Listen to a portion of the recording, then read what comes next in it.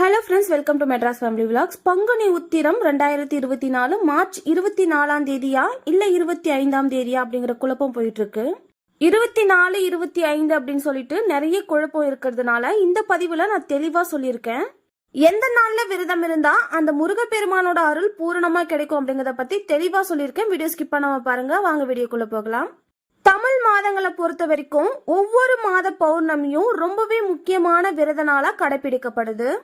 அதுலயும் ஒவ்வொரு மாதத்திலும் வரும் பௌர்ணமி தமிழ் கடவுளான முருகப்பெருமானுக்குரிய விரத நாளாக கொண்டாடப்படுவது அப்படிங்கிறது ரொம்பவே சிறப்பு. இதுல தை மாத பௌர்ணமி தை பூசமாகவும், வைகாசி மாத பௌர்ணமி வைகாசி விசாகமாகவும், பங்குனி மாத பௌர்ணமி பங்குனி உத்திரமாகவும், கார்த்திகை மாத பௌர்ணமி திருக்கார்த்திகையாகவும் பெரு விழாக்களாக கொண்டாடப்பட்டு வருகிறது.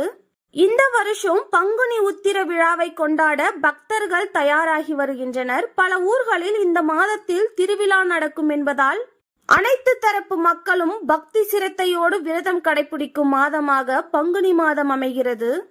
ஆனா இந்த வருஷம் பங்குனி உத்திரம் 24ஆம் தேதியா இல்லனா 25ஆம் தேதியா அப்படிங்கிற குழப்பம் நிறைய பேருக்கு இருக்கு.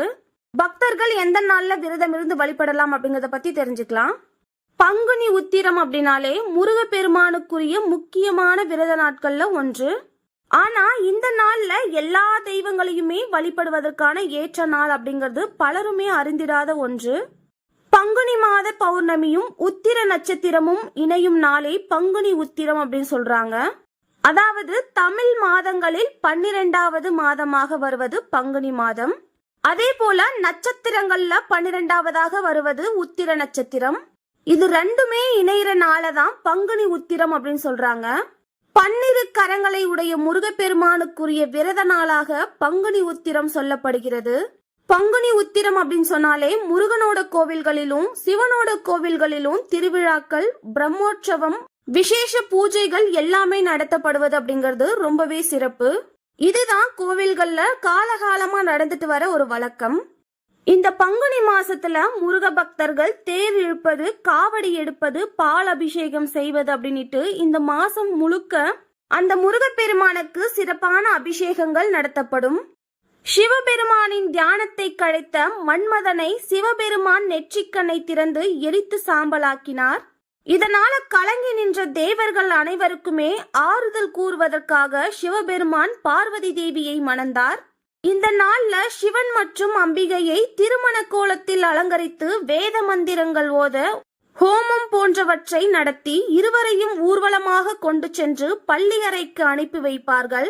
ஆனால் ஆன்மாக்கள் அனைத்தும் பரம்பொருளான சிவனுடன் ஐக்கியமாக வேண்டும் என்ற உயரிய தத்துவத்தை உணர்த்தும் உன்னத நாளாக பங்குனி உத்திரம் கொண்டாடப்படுகிறது. பங்குனி உத்திர தினத்தில்தான் மீனாட்சி சுந்தரேஸ்வரனுக்கு மதுரையில் திருமணம் நடைபெற்றதாக சொல்லப்படுகிறது. அதே மாதிரி முருகப்பெருமான், தெய்வயானை, ராமர் மற்றும் சீதை, ஸ்ரீரங்கநாதர், ஆண்டாள் உள்ளிட்ட தெய்வ திருமணங்கள் இந்த பங்குனி உத்திரத்தில் தான் செய்யப்பட்டது அப்படின்னு சொல்லப்படுது. அதனாலதான் பங்குனி உத்திரத்தன்று கடைபிடிக்கப்படும் விரதத்திற்கு கல்யாண விரதம், கல்யாண சுந்தர விரதம், திருமண விரதம் அப்படின்ட்டு பெயர்கள் உண்டு. இந்த நாள்ல திருமணமாகாத இளைஞர்கள் மற்றும் கன்னி பெண்கள் முருகன் மற்றும் சிவபெருமானை திருமண கோலத்தில் கண்டு தரிசித்தால் அவர்களுக்கு நிச்சயம் திருமண பாக்கியம் கைகூடும். இந்த மாதிரி பண்ணும்போது கண்டிப்பா திருமண பாக்கியம் கைகூடும் அப்படிங்கிறது ரொம்பவே நம்பிக்கையா இன்னை வரைக்கும் ஃபாலோ பண்ணிட்டு வராங்க. இவ்வளோ சிறப்பு மிக்க இந்த பங்குனி உத்திரம் மார்ச் 25ஆம் தேதி வருவதா காலண்டர்ல நம்ம எல்லாருமே பார்த்திருப்போம். ஆனா மார்ச் 24ஆம் தேதி காலையிலேயே 11:17 பௌர்ணமி திதியும் காலை 8:46 உத்திர நட்சத்திரமும் துவங்கி விடுகிறது. மார்ச் 25ஆம் தேதி பகல் 1:16 வரை பௌர்ணமி திதியும் காலை 11:19 வரை உத்திர நட்சத்திரமும் உள்ளது. இதனால மார்ச் 24, மார்ச் 25 இவற்றில் எந்த நாளை பங்குனி உத்திர நாளாக எடுத்துக்கொண்டு விரதம் இருக்க வேண்டும் அப்படிங்கறதுல ரொம்பவே குழப்பமா இருக்கு. பௌர்ணமி திதியும் உத்திர நட்சத்திரமும் மார்ச் 24ஆம் தேதியே துவங்கி இருந்தாலும் அன்னைக்கு காலையில சூரிய உதய நேரத்திற்கு பிறகே இந்த இரண்டுமே தொடங்கி இருக்கிறது.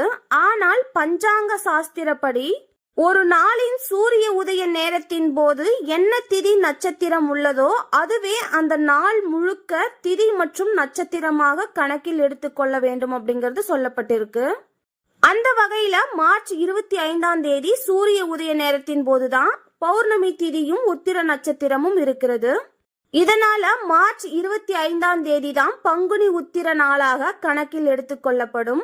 அன்னைக்குதான் பக்தர்கள் எல்லாருமே விரதம் இருந்து முருகப்பெருமானை வழிபட வேண்டும். அன்னைக்கு பங்குனி உத்திரத்தன்று முருக பக்தர்கள் பகல் முழுவதுமே உபவாசமாக இருந்து இரவில் பால் பழம் மட்டும் உணவாக எடுத்துக்கொள்வது அப்படிங்கிறது வழக்கம். இந்த வருஷம் மார்ச் 24ஆம் தேதியே உத்திர நட்சத்திரமும் பௌர்ணமியும் ஸ்டார்ட் ஆயிடுச்சு அப்படிங்கறதால 24ஆம் தேதி நைட்டு ரொம்பவே சிம்பிளான உணவு எடுத்துக்கலாம்.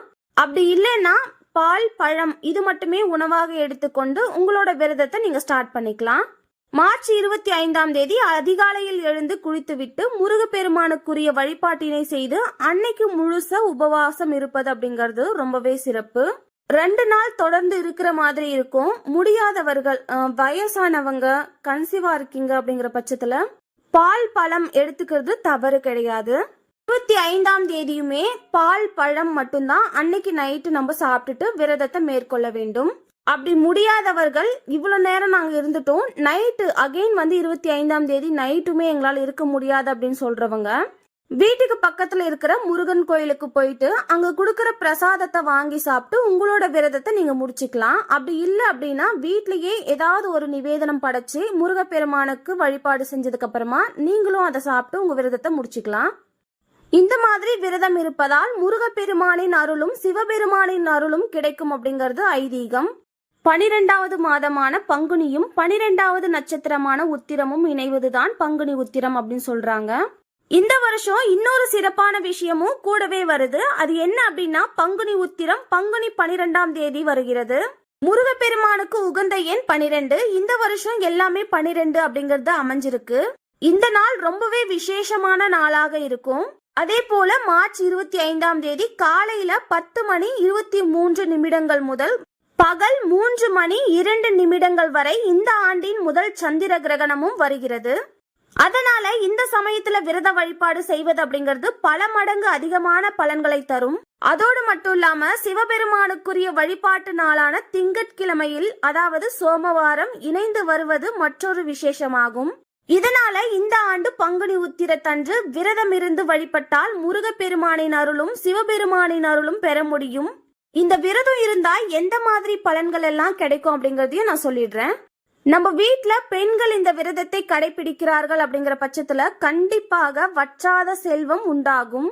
அதே போல இந்த திருமண உற்சவத்தில் கலந்து கொண்டு இறைவனை தரிசிக்க திருமணம் கைகூடும் அப்படிங்கிறது ஐதீகம். இந்த பங்குனி உத்திரத்திற்கு முந்தைய நாளில் இருந்து விரதம் இருந்து உங்களோட குலதெய்வ கோயிலுக்கு போயிட்டு வரீங்க அப்படின்னா நீங்க வேண்டது எல்லாமே அப்பவே நடக்கும் அப்படிங்கிறது நம்பிக்கை. அதே போல இந்த நாள்ல வயதானவர்களுக்கு உங்களால இயன்ற உதவியை செய்றீங்க அப்படிங்கிற பட்சத்துல அவங்களோட ஆசி பரிபூர்ணமா உங்களோட வாழ்க்கையில கிடைக்கும். இந்த நாள்ல உங்களால எதுவுமே செய்ய முடியாத சுச்சுவேஷன்ல இருக்கீங்க அப்படிங்கிற பட்சத்துல மனசார அந்த தெய்வங்களை நீங்க நினைச்சீங்கனாலே போதும். குழந்தை பாக்கியம் இல்லாதவர்கள் கூட குழந்தை பாக்கியம் உண்டாகும் அப்படிங்கிறது ஐதீகம். இந்த பங்குனி உத்திர விரதம் இருந்துதான் நாராயணர் லக்ஷ்மி தேவியை அடைந்தார் அப்படிங்கிறது புராண கதை. அதே போல பிரம்மா கலைமகளை அடைந்த நாளும் பங்குனி உத்திர நாள் தான். அதனால இந்த நாள்ல குழந்தைகள் ஆலயம் சென்று வணங்குவதன் மூலம் கல்வியின் சிறப்பை பெறுவார்கள் அப்படிங்கிறது நம்பிக்கை. கல்வியும் செல்வமும் வீரமும் சேர்ந்தாலே எல்லாமே அமைஞ்சிடும். இந்த நாள்ல விரதம் இருந்து வழிபட்டால் லாபம் பெருகும், நிம்மதி தொடரும், உத்தியோக உயர்வு, கல்வியின் மேன்மை அப்படின்ட்டு பலவித நன்மைகள் கிடைக்கும். சொந்தங்கள் கூட சண்டை இருக்கு அப்படிங்கிற பட்சத்துல கூட இந்த விரதம் மேற்கொண்டு நம்ம வழிபாடு செய்யறோம் அப்படின்னா குடும்பத்துல ஒற்றுமை உண்டாகும், குடும்ப பாரம்பரியம் நிலைத்து நிற்கும். இந்த நாள்ல முருகப்பெருமானுக்கு உகந்த நிவேதனங்கள் படைத்து வழிபாடு செய்யுங்க. உங்களால நிவேதனம் சமைச்சு படைக்க முடியாது அப்படின்னா கண்டிப்பா அவருக்கு பிடித்தமான பழ வகைகள் வச்சு நிவேதனமா நீங்க படைச்சுக்கலாம். இந்த பங்குனி உத்திரத்திற்கு உங்களால முடிஞ்ச வரைக்கும் விரதம் இருக்க பாருங்க. உங்களோட வாழ்க்கையில திருப்பம் அப்படிங்கிறது கண்டிப்பாக கிடைக்கும். ஆறுமுகம் அருளிடும் அனுதினமும் ஏறுமுகம் அப்படின்னு சொல்லிட்டு இந்த பதிவை நான் முடிச்சுக்கிறேன். இந்த வீடியோ உங்களுக்கு பிடிச்சிருந்தா லைக் அண்ட் ஷேர் பண்ணிட்டு நம்ம சேனலை சப்ஸ்கிரைப் பண்ணிக்கோங்க. மெட்ராஸ் ஃபேமிலி விலாக்ஸ்க்கு சப்போர்ட் பண்ணுங்க. தேங்க்யூ.